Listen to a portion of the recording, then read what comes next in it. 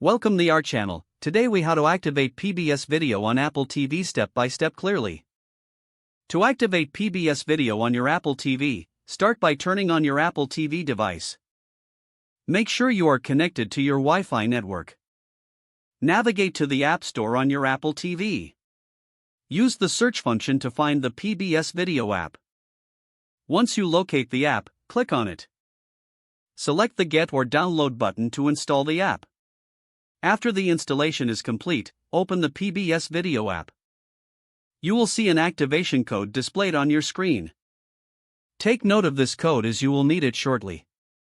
Now, grab a computer or mobile device and open a web browser. Visit the PBS activation website at pbs.org/activate.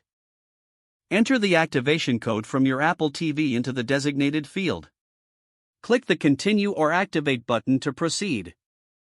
You may be prompted to sign in with your PBS account. If you don't have an account, follow the instructions to create one. After signing in, return to your Apple TV. Your PBS video app should now be activated. You can start browsing and enjoying your favorite PBS content right away. If the page does not load, refresh the browser or try again in a private or incognito window.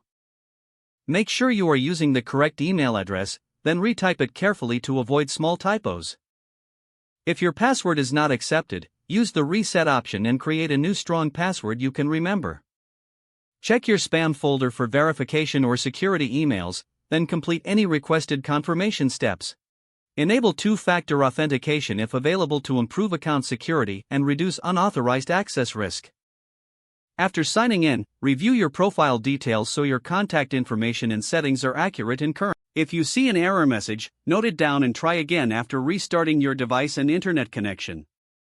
Log out when you finish, especially on shared devices, to keep your account and payment information secure.